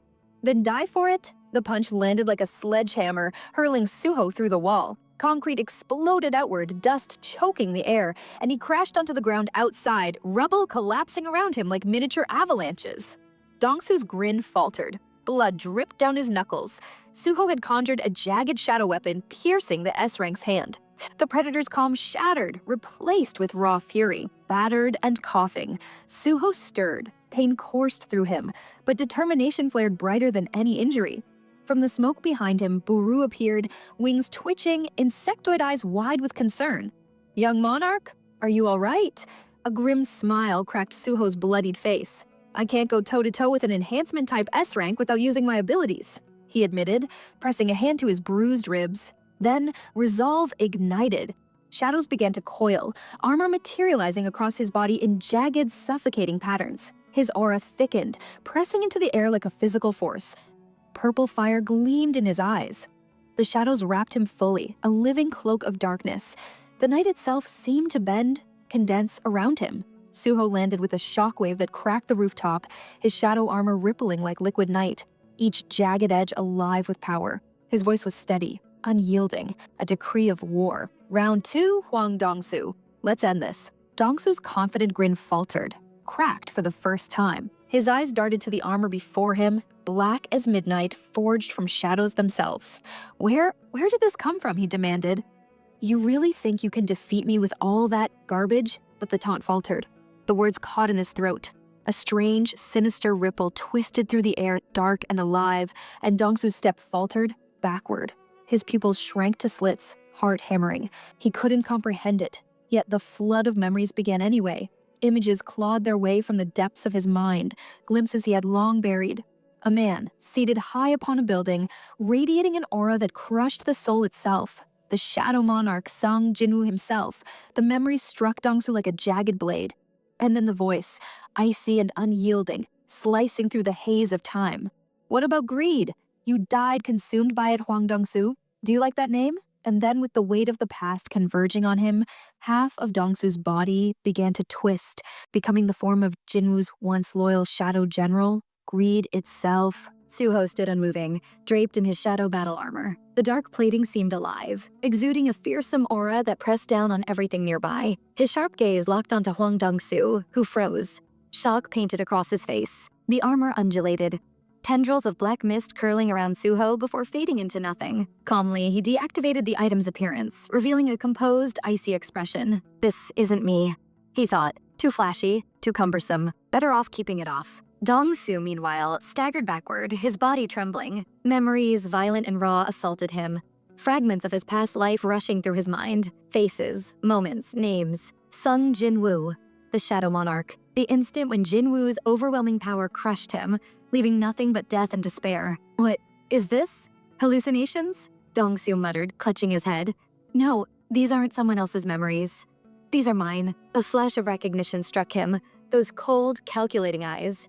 He remembered the man who had looked down on him, and suddenly, a name burned in his mind. Sung Jinwoo. Suho's brow furrowed. Why does Hwang Dong-su know my father's name? From the shadows, Baru appeared, wings trembling faintly as a soft hiss escaped him. Greed, Baru said solemnly. He's recalling memories from his previous life. Suho's frown deepened. Greed? Explain. Baru bowed slightly. Hwang Dong-su. In the previous world, he was an enemy of my liege, your father. Eventually, he was slain and reborn as the shadow soldier Greed. Now, those memories have returned. Rage erupted from Dong-su. He tore his tattered clothes from his body, throwing them aside. Breathing grew heavy, fists clenched. Wait, he can regain his memories without a shadow key?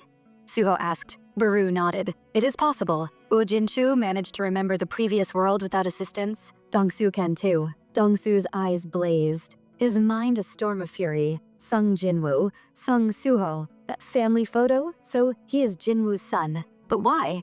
Why isn't he a hunter in this world? Is Jinwoo restrained somehow? The anger boiled over and he lunged. His fist cut through the air like a missile, but Suho lifted an arm, stopping the strike effortlessly. The necromancer skill? Jinwoo's shadow magic. This boy has it too? Dong-su thought. But he's still a novice. I can take advantage. Yet old memories clawed at him. Endless days kneeling before Jinwoo. The torment of being turned into a shadow soldier. The humiliation of serving a master who had stripped away all pride. A snarl tore from his throat. For all that suffering, you'll pay, and lose a son, Sung Jinwoo. Another swing came, wild and desperate. Suho's expression remained unmoved. What's frightening you, Hwang Dong-su? He asked coldly. Blood sprayed across the battlefield. Dong-su's left arm bore fresh, deep cuts. In a single fluid motion, Suho summoned his shadows, blades of living darkness materializing and stabbing through every defense Dong-su managed. Screams tore from Dong-su's throat as each strike found its mark. He trembled, breath ragged, eyes wide with disbelief. How is he so strong? Suho remained silent. Words were unnecessary. His mind calculated efficiently. Countless shadow items obtained from dungeon raids, stat enhancements, summoning mechanisms, all at his fingertips. Without opening the shadow item window, he called forth phantom weapons through sheer concentration. A scythe of living shadow arced, slicing Dong-su again. Each wound expanded as though the shadows themselves were learning. adapting to strike with precision. Blood sprayed freely. Dongsu spat crimson, seeing not just Suho, but the ghostly image of the Shadow Monarch behind him. Panic twisted his thoughts. He summons weapons at will? Did Sung Jinwoo possess this level of power? The thought struck Hwang Dong-su, but it meant nothing now. The assault left no room for questions, only pain and panic. From the shadows, Baru observed silently, his wings flickering with restrained awe, the young monarch. He is growing. Even in the chaos of battle, his strength, his tactics, his very presence, everything was evolving beyond measure. My liege, I, Baru, may boldly say, it won't be long before I witness you stand beside the young monarch. Dong-su's body was riddled with wounds. Blood streaked the floor. Kneeling, he gasped, every breath sharp with pain.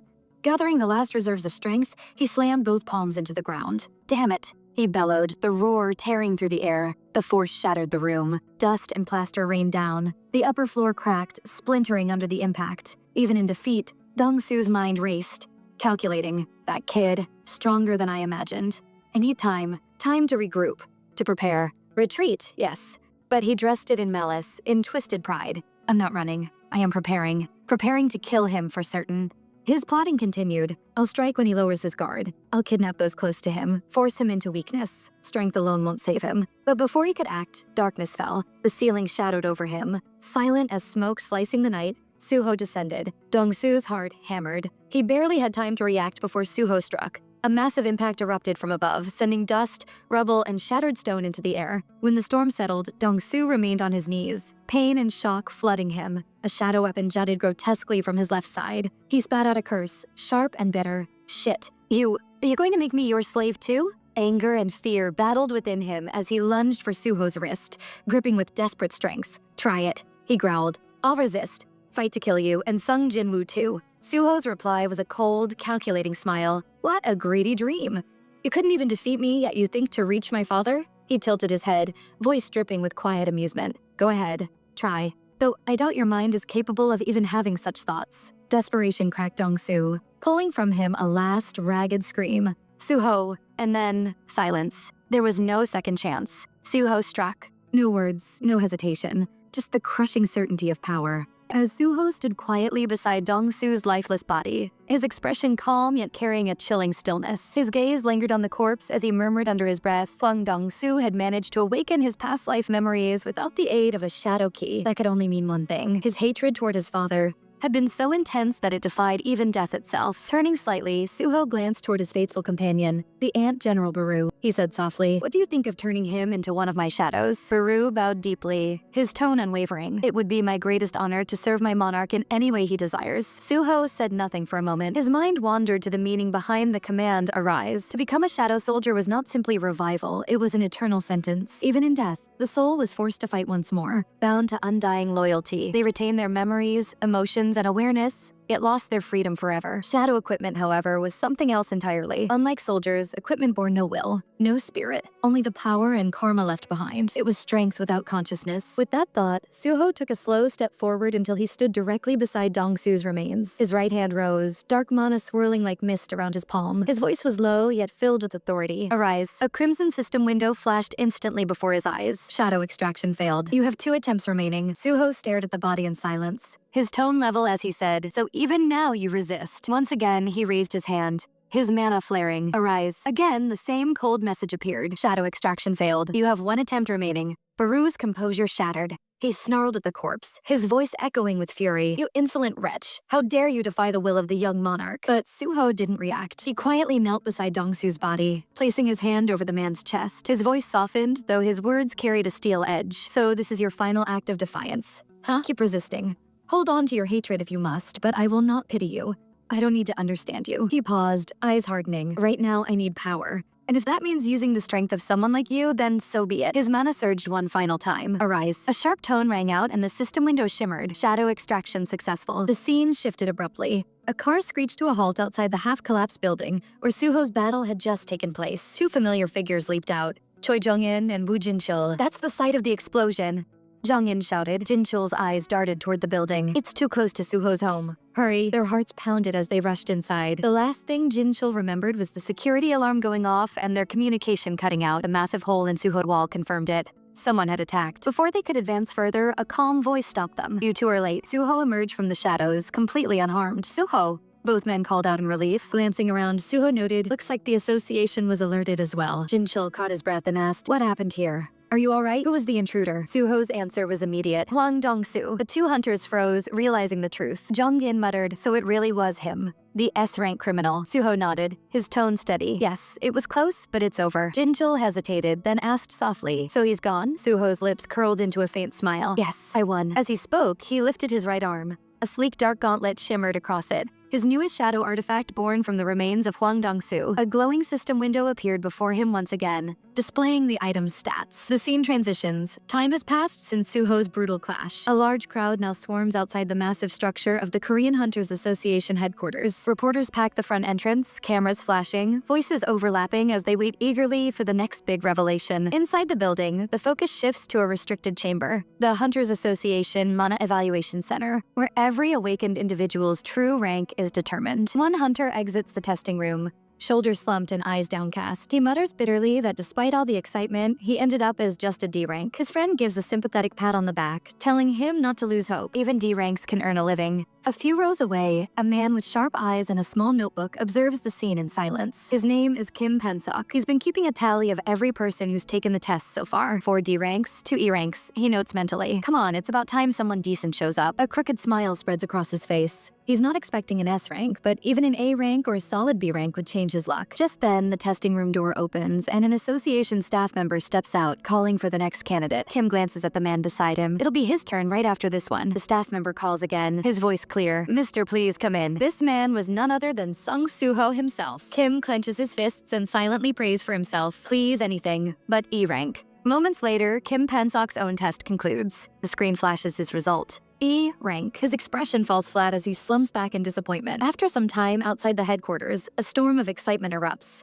Reporters shout over each other, their cameras flashing non-stop. News spreads like wildfire. South Korea has gained another S-rank hunter, and he's a reawakener. He's the same one from the Jisun prison incident. Questions pour out like rain as Suho steps into the light. Now officially recognized as an S-rank, one reporter pushes through the chaos and calls out, "How does it feel to become an S-rank hunter?" Suho meets the frenzy with a calm smile. He chuckles softly, the composure of a man who needs no grand words. Upstairs, inside the association, Woo Jin-chul watches from the window. A quiet pride glows in his eyes as he murmurs, "He did it. Suho has truly become an S-rank, just as he said he would." Nearby, in a private conference room, several guildmasters gather. Choi Jung-in leans forward and comments that none of this is surprising. With Suho's astonishing growth speed, it was bound to happen. At this rate, he could reach national level powers sooner than any of us predicted, but his expression soon hardens. Now that the groundwork is complete, we move to phase 2, clearing every remaining field-type dungeon in Korea, then uniting the guilds still standing. After that, bring together hunters from every corner of the world. He exhales slowly, his voice heavy. All of this, to honor Sung Jin-woo's legacy. It's a goal almost too vast to imagine. Baek Yun-ho speaks next, his tone edged with concern. That may be true, but while we're focused on this mission, the apostles of Itarim won't just sit quietly.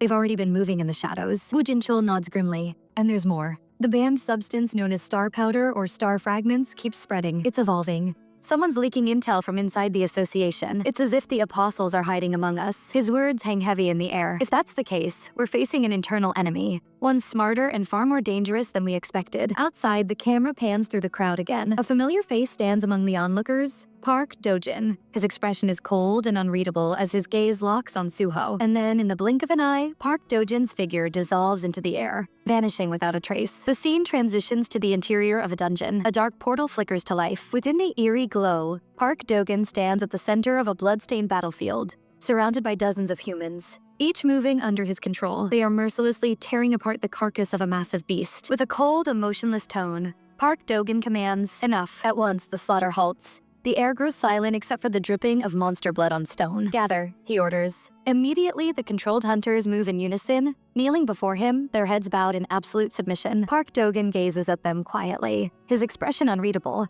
mind working like a strategist piecing together a vast and dangerous puzzle. So, he muses internally. After Lee Min-sung, Even A-rank hunters can't resist the star fragments anymore. But the fragments still lack refinement. They're not potent enough to convert an S-rank into a follower. His eyes narrow as thoughts of Suho cross mind. Since Sung Suho ascended to S-rank, he's been expanding his reach, pulling in guilds, forming alliances, uniting hunters under one banner. He even challenged me to his so-called territory conquest game, a contest of power where only the strongest awakeners decide the victor. A faint scowl touches his lips. If he's gathering every S-rank in Korea, then building my influence here alone is meaningless. Can I truly face him head-on against that monstrous growth rate? Even with all my believers combined, I might not prevail. He mutters under his breath. Once the fourth fragment arrives, a dark smile curls on his face. The fourth fragment, the embodiment of pure darkness. It's already on its way to Sung Suho. His gaze sharpens with ambition. This game, I'll win it, no matter the cost. The power of the fourth fragment will be mine. No, the fifth as well. I'll claim them both. His eyes gleam with a dangerous resolve. Then, a voice echoes from behind him. Oh, Hunter Park Dogan. A woman steps into the dim chamber. Her voice light and teasing, tinged with false surprise. So it really is you. I didn't think I'd meet you inside a dungeon. Park Dogan's expression hardens instantly, fury flashing in his eyes. The woman raises her hands nervously, taking a cautious step forward. Thank goodness I got separated from my team. What a relief. Mind if I tag along until... Before she can finish, Park Dogan lifts his hand. A sharp wave of invisible energy slices through the air. A wet sound echoes. Her body jerks and a hole blooms cleanly through her head. She collapses lifeless to the ground. Park Dogan's voice rumbles, low and dangerous. This dungeon belongs to the Reaper Guild. No outsiders are allowed here. Who are you? But before her body can cool, something strange happens. From the wound in her skull, golden light begins to seep out. Tiny insect-like creatures crawl forth, glowing faintly as they knit her torn flesh back together. Still lying on the cold stone, the woman's voice rises again. You've got good instincts. Slowly, she stands, the hole in her head sealing completely as her true form begins to manifest. Still, she adds, smiling faintly, it's rather impolite to attack someone before introducing yourself. Didn't anyone ever teach you manners? Hunter Park Dogan, or should I say, Apostle of Itarum? Park Dogan's teeth grind together, his aura flaring. I asked who you are. The woman tilts her head. The upper half of her face is missing, only an empty void where eyes should be. Her mouth curls into an eerie smile. Me, she says softly. I'm Arsha. Her form shimmers, reality bending around her silhouette. Let's just say I'm a resident from another world, and I've come here to offer you a deal.